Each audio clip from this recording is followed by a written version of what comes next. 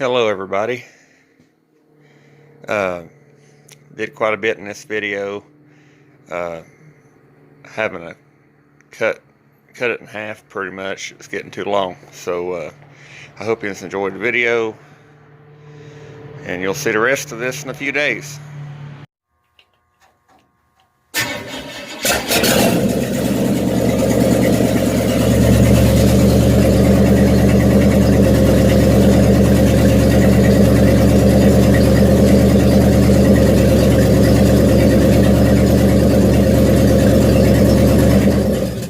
So now I'm going to put an exhaust on the car.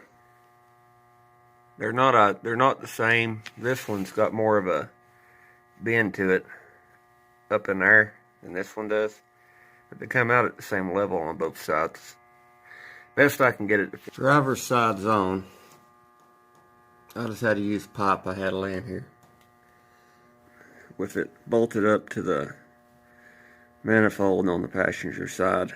The bottom's straight, and it's where it needs to be to line up to the other pipe with a straight shot. I only have to weld it here and over there. See, this exhaust hasn't cost me anything except some welding wire and some CO2.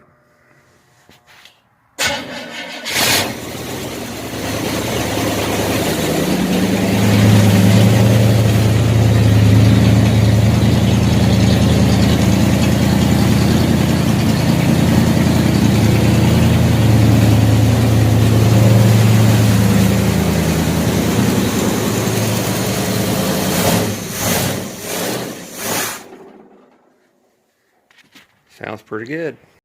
It don't necessarily scare me, but I'd rather had a new rag joint. Anyway, also I guess, I don't know about 67, but I would assume there's supposed to be a bolt here on a big block car, but you know, I'm using what I've got. Bolted that up, bolted the box up, put the nut back on the pitman arm. Didn't have a cotter key that fit. Took a piece of wire and bent it, put it in. The transmission line's hooked together, and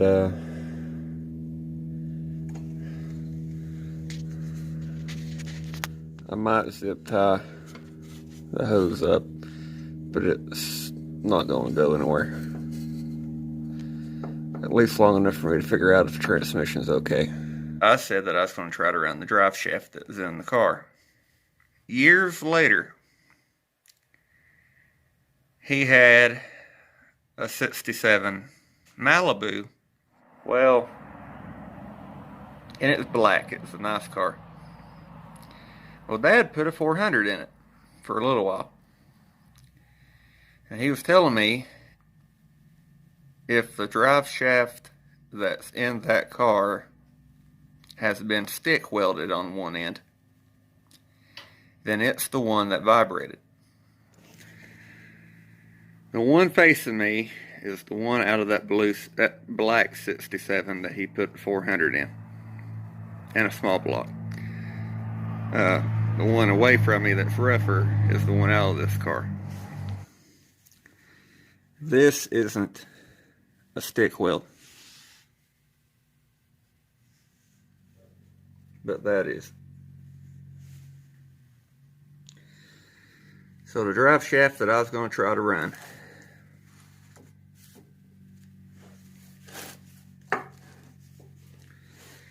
vibrated before the wreck.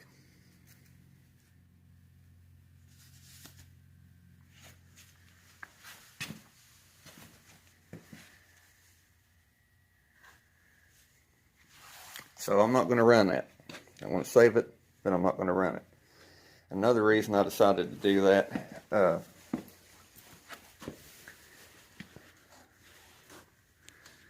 don't know if you can even see that. This being a rusty any issue, you know, you can take sandpaper and sand that down, but the inside splines are flaky. They're terrible. I'd have to try to get all that out. And this one is in great shape down there. So that's the one I'm going to run. I want to show you this more in a second. But first, I want to Scotch-Brite. Another reason to run it. Dave 67 Chevelle 400.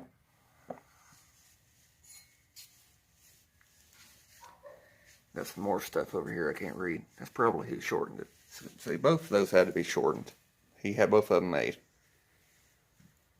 But this one foamed your beer, and this one I don't think did. You know, what's the worst that happens? I have to have that one balanced, you know. Okay, so I took the DA and some sandpaper and I sanded the yoke the best I could. Be sure to lube up your shaft. Started it in the hole. Okay, so I got those U-bolts in, and I'd really love to have a new set of them. That's what it looks like up here.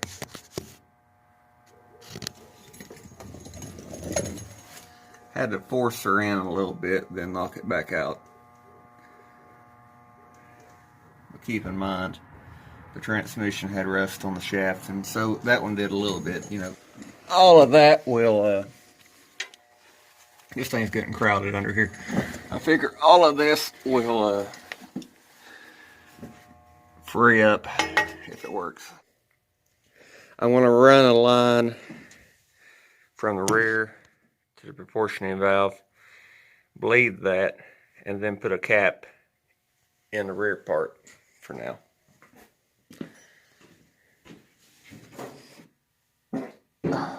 We're going to turn this where we can see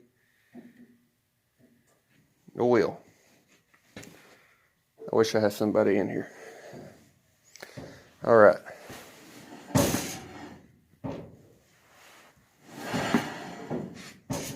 I don't know if you can tell it. Brakes were, front brakes are working.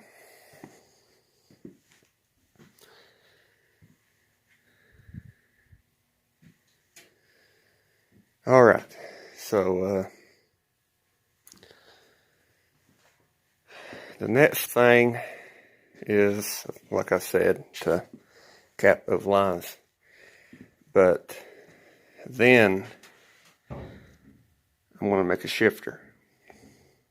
I told you that after we made a shifter, I would show you what it looks like, and here it is. That's a piece of flat bar that the hole, because you know it's a key slot kind of stud, was cut with a torch and ground. I found it in a box of stuff. There's another piece of flat bar running back to here. Okay, that loosely bolts to another piece. It's in park,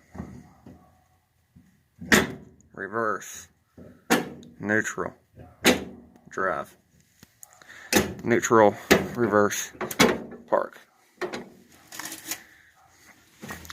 And I just welded a bolt to the piece of metal on the floor. And before I get done with this, I want to tack it, back it down here in the corners, and back up here, so that will brace this to this. And I'm going to take another little piece of metal and run it from here up to that corner to brace that just a little bit better. That didn't cost anything. Thanks for watching. Please like, comment, and subscribe for more.